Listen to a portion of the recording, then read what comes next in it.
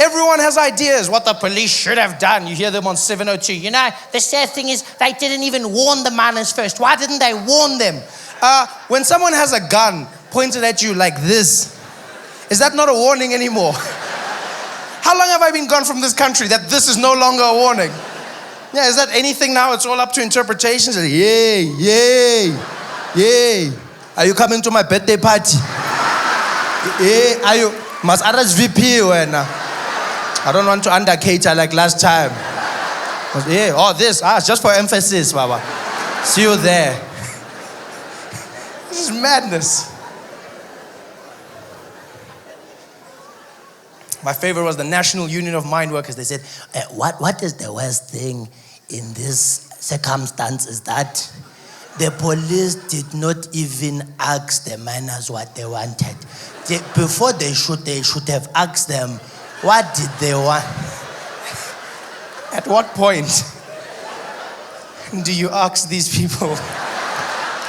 At what point? And pray do tell, who is the super soldier that's willing to keep his cool when 1,000 men marching towards him with they've got spar, they've got pangas, they've got spears. Who is the super soldier who's keeping his cool in this situation, just standing there with his 20 fellow policemen?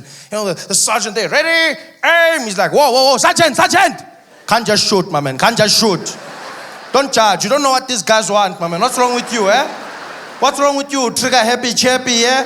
Want to shoot people, you don't even know. Just because they got pangas and spears doesn't mean they want to do something bad. Maybe they're just expressing themselves. What's wrong with you, man? You got to talk to them. Hey, you, my man. You with the panga. What do you want? No, not you, the other one. The one who's doing this. What do you want? You don't, hey, Mazubuko, put the gun down, damn it. Put the gun down. Why do you want to shoot people? What do you mean we are in danger? Danger where? Just because you got the panga, you think you know what he wants to do?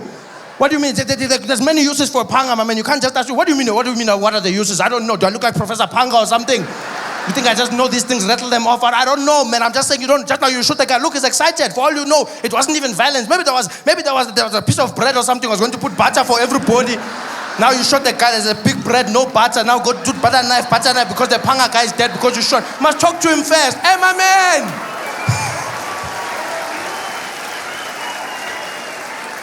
It's ridiculous. That's what it is. Absolutely ridiculous. Asking questions, accusations. I love the stories. You read them from the other side of the world and it's madness, you know? Like Woolworths. Huh? Yeah. White people. Want to see how long it would take you guys to get in the game? Welcome. Yes. You guys got your own little taste there, eh? You're jumping in.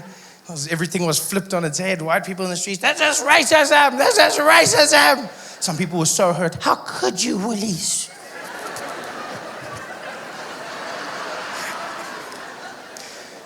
What a crazy story. Woolworths had a few jobs. They're expanding. Woolworths came out and said, it's Woolworths South Africa. We've got a few jobs opening up. People who pack boxes, clean and stuff, only black people should apply. White people were like, what? Well, that's racist. Black people were like, yeah. Now you know how it feels. Yeah, go away. It's our woolies now. Yeah. Enjoy checkers. Yeah. It's our jobs. Only we can clean. All hours. Go away. Go and be a manager. How the hell did they trick us into that? White people didn't even want those jobs. You guys were slick about it, weren't you? You guys were super slick. Yeah, it's racist. And then black people fought for it. Yeah! You're going to start doing that with everything. Can we live in shacks? No! It's our shack. It's ridiculous. I missed all of this stuff. I missed it so much. I didn't plan to be gone to America for so long. I thought I'd go for a few months, work for a bit, and then come back. That's all I intended to do, you know.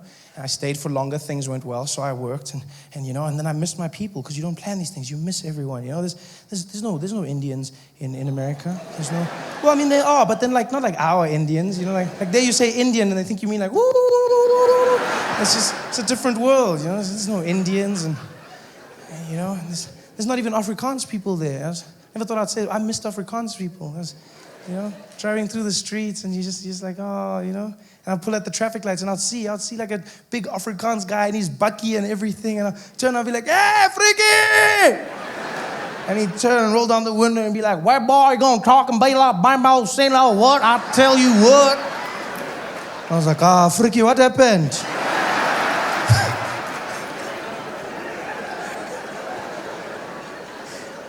It's just so sad. I miss Afrikaans people. Ever since I found out I had a few Afrikaans fans, I won't lie, I judged early, and then I discovered I had Afrikaans fans. I was in Bloemfontein, and I was doing shows, and I'm walking through the streets, and across the road, I just hear my name. Some guy like, "Trevor! Trevor!" And I was like, okay, none of my friends talk like that, so just keep walking, keep walking. And he's there, he's like, "Trevor Noah!" He's like, he knows me. Turn around, and I see him there. He's like, "Trevor, come here." He's a giant Afrikaans guy, young but huge. He's like, "Come here, man." And in my head, I'm like, okay, run as fast, run. But then I looked, and he had those rugby thighs. I wasn't going to get away from him. Seeing what those guys do to Habana, who am I, I'm looking at the guy, I can't get away. He's like, "Trevor!" I was like, okay, whatever, just go to him. Just go to the guy. Worst case scenario, I'd work for him for a few years and then, gain his trust and, when the time is right, escape and write a book. But that's not what happened. I went to him and I judged him. It was racist of me. I went to the guy and he was actually chilled. He was just Afrikaans. He was a fan. And he got there and he's like, "Oh, Trevor, man, I must say for you, can I speak Afrikaans for you? Can I speak?"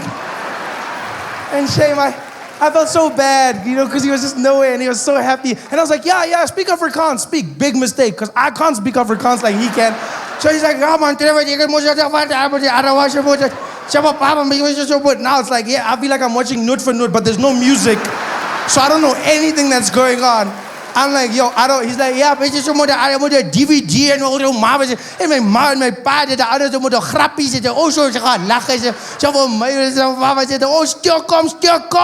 You gonna learn. And I was like, he's a fan. And so I don't want him to feel bad, and I don't want him to know I can't speak Afrikaans. So I'm like, ek ook, yeah. Hey, ek ook, yeah, hey, ek ook. And while we're chatting there, some other Afrikaans guy comes from the other side, and he's like, "Hey, is that Trevor Noah?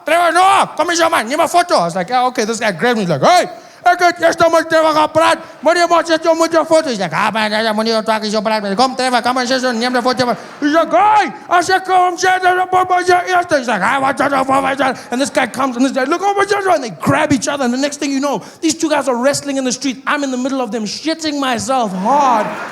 Because I'm not small, but they make me feel tiny. These giant Afrikaans guys. I felt like Peter de Villiers in the change room. I'm there, panicking. Now I know why he talked like that. He was just scared. I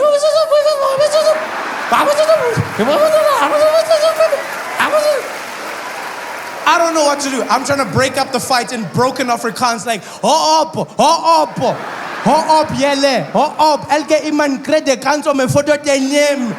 Ho op, jelle, moet baklen. I thought I was going to die.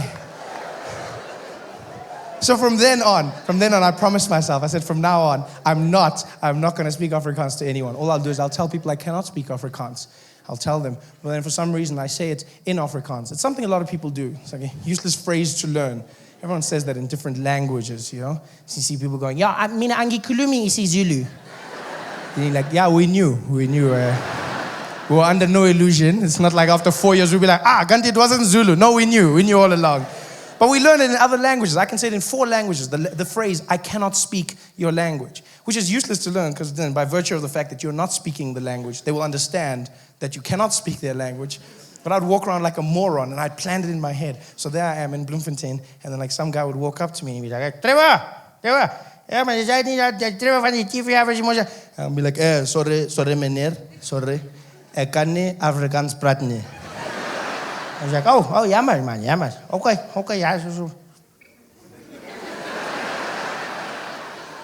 Maar jij praat Afrikaans.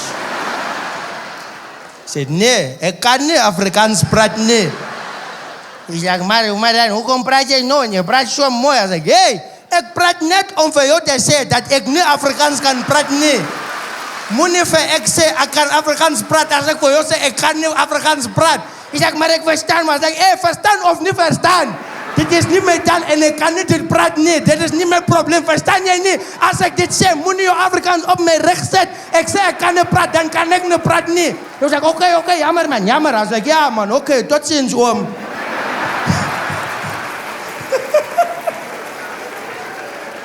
My friend was like, geez, Trev, what the hell was that about? I was like, I don't know, I don't speak Afrikaans.